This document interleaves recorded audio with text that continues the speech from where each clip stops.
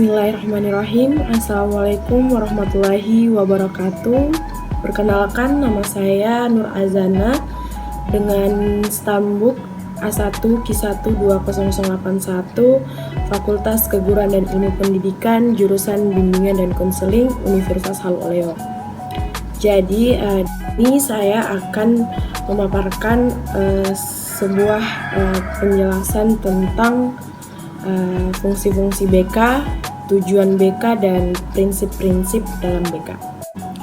Jadi, sebelum saya menjelaskan tentang fungsi, tujuan, dan prinsip dalam BK, sebelumnya saya ingin menjelaskan apa sih itu bimbingan dan konseling. Jadi, bimbingan adalah secara teoritis dapat diartikan sebagai pemberian bantuan kepada individu maupun kelompok yang membutuhkan bantuan dan untuk mengatasi masalah maupun bisa menggali potensi yang ada dalam dirinya. Jadi, bimbingan ini dapat dilakukan oleh siapa saja, seperti kepala sekolah yang ingin memberikan bantuan kepada guru-gurunya, orang tua yang ingin memberikan bantuan kepada anak-anaknya, ataupun wali kelas yang ingin membantu orang tua. Jadi boleh siapa saja. Nah, apa sih itu konseling? Nah, sekarang apa sih itu konseling? Jadi konseling ini sama-sama pemberian bantuan.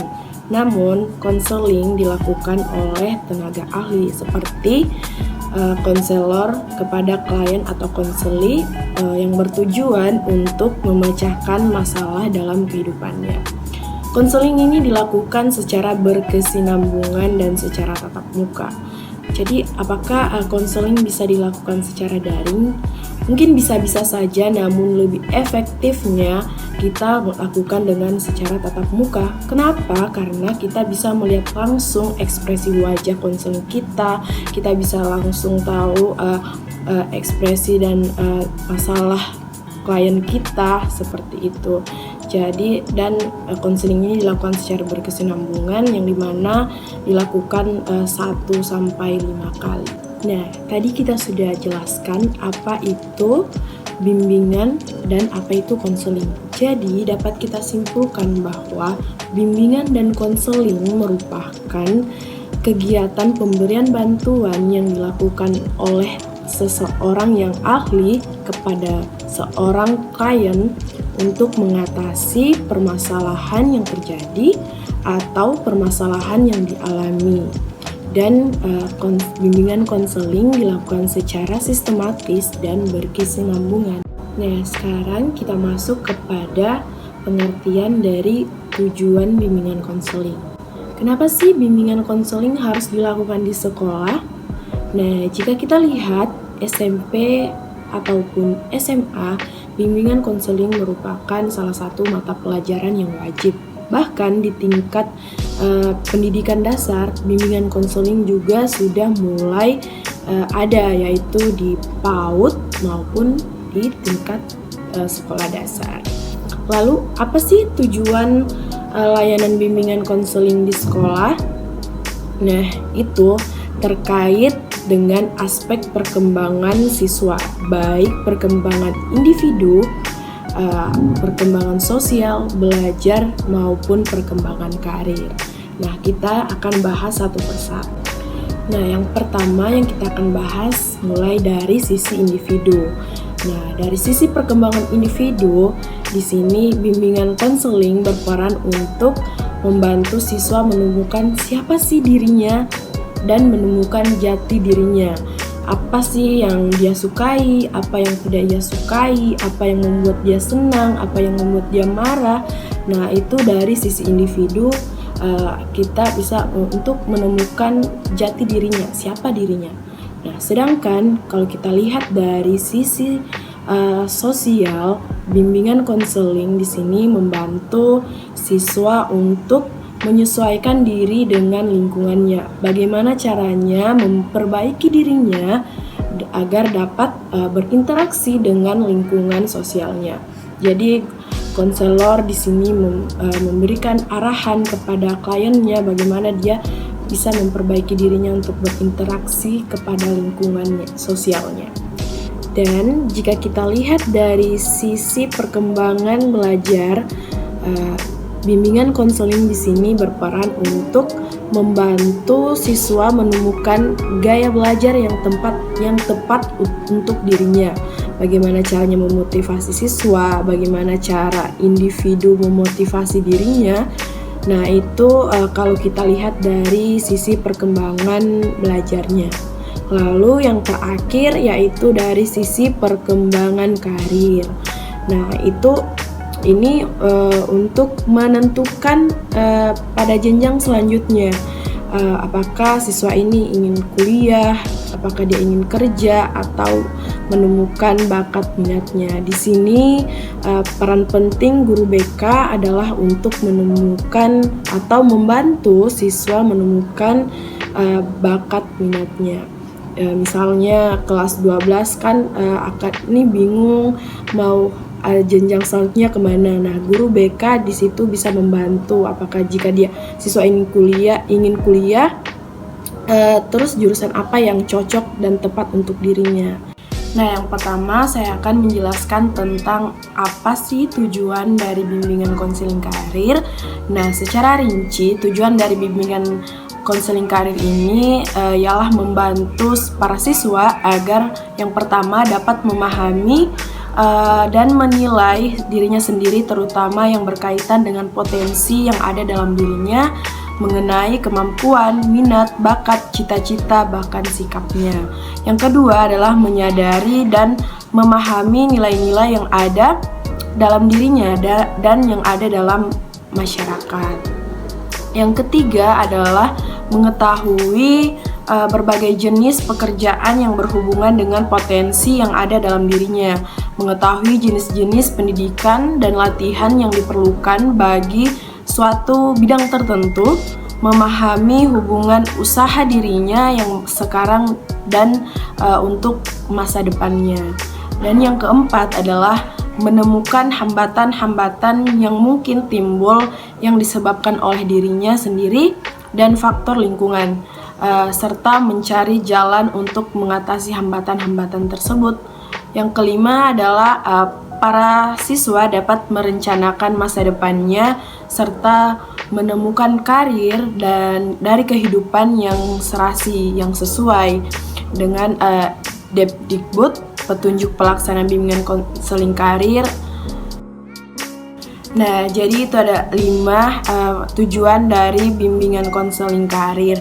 Jadi dapat kita uraikan bahwa bimbingan konseling karir ini merupakan usaha untuk mengetahui dan memahami diri, apa yang ada dalam diri kita, baik dari pihak lain untuk mengetahui dengan baik pekerjaan apa saja yang ada, prasyaratan yang ada dalam pekerjaan itu. Selanjutnya saya akan menjelaskan tentang fungsi bimbingan konseling karir.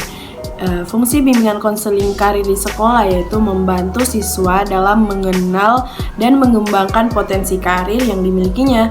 Selain itu, bimbingan karir sebagai suatu kesatuan proses bimbingan memiliki manfaat yang dinikmati oleh kliennya dalam mengarahkan diri dan menciptakan kemandirian dalam memilih karir yang sesuai dengan kemampuannya.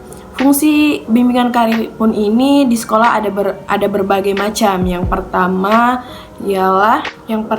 adalah fungsi memberikan kemantapan pilihan jurusan kepada siswa. Nah, di sini guru BK adalah tugasnya bagaimana dia memberikan arahan kepada siswanya untuk pemantapan jurusan apa yang akan dia pilih dan bidang pekerjaan apa yang ia inginkan. Yang kedua adalah memberikan bekal kepada siswa yang tidak melanjutkan sekolah untuk dapat siap kerja sesuai dengan keinginannya. Jadi tidak semua kan siswa itu bisa berkuliah. Jadi ada siswa yang mungkin akan kerja. Jadi kita di situ bisa mengarahkan mereka bisa mendapatkan pekerjaan yang sesuai dengan keinginannya.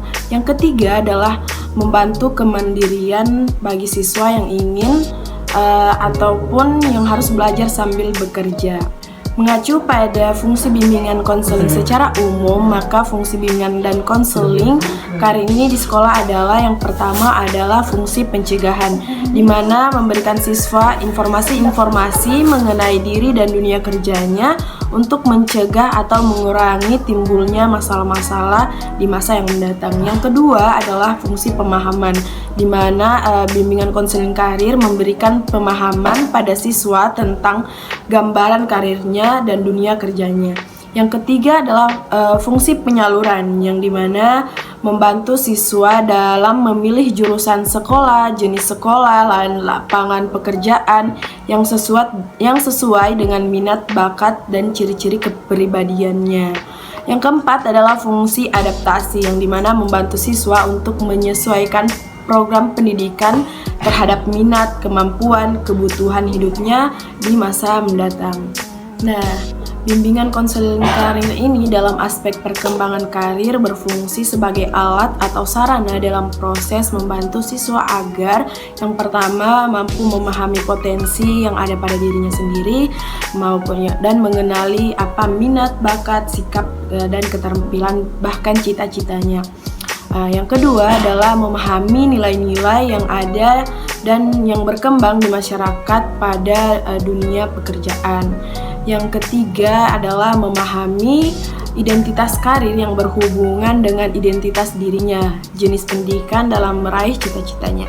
Yang keempat yaitu menemukan hambatan-hambatan yang ada dalam dirinya dan dalam lingkungannya. Yang kelima adalah merencanakan dan menentukan karir masa depannya. Selanjutnya saya akan menjelaskan tentang prinsip-prinsip dalam bimbingan konseling karir. Secara umum, prinsip-prinsip bimbingan konseling karir di sekolah yaitu yang pertama, seluruh siswa memiliki kesempatan yang sama untuk mengembangkan dirinya dalam pencapaian karirnya secara tepat. Tidak ada pengecualian, baik itu yang kaya maupun yang miskin. Yang kedua adalah setiap siswa harus memahami bahwa karir itu adalah sebagai suatu jalan hidup dan pendidikan adalah sebagai persiapan dalam hidup. Yang ketiga adalah siswa hendaknya dibantu dalam mengembangkan pemahaman yang cukup memadai terhadap diri sendiri dan kaitannya dengan perkembangan sosial pribadi dan perencanaan pendidikan karir. Yang keempat, siswa secara keseluruhan hendaknya dibantu untuk memperoleh pemahaman tentang hubungan antara pendidikan dan karirnya. Yang kelima adalah setiap siswa hendaknya memiliki kesempatan untuk menguji konsep berbagai peranan dan keterampilannya guna mengembangkan nilai-nilai dan norma-norma yang memiliki aplikasi karir bagi masa depannya. Dan yang keenam yaitu bagaimana program bimbingan konseling karir di sekolah ini hendaknya diintegrasikan secara fungsional dengan program bimbingan konseling pada khususnya.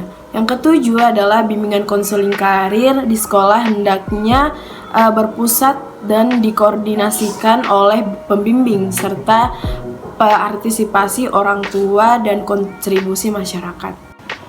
Baiklah, itulah tadi semua pemaparan penjelasan tentang tujuan, fungsi, bahkan sampai dengan prinsip dalam bimbingan konseling. Semoga dengan penjelasan saya tadi bisa dimengerti dan bisa dipahami. Akhir kata, bila ada kesalahan dari saya, mohon maaf. Wabillahi taufiq wal hidayah. Wassalamualaikum warahmatullahi wabarakatuh.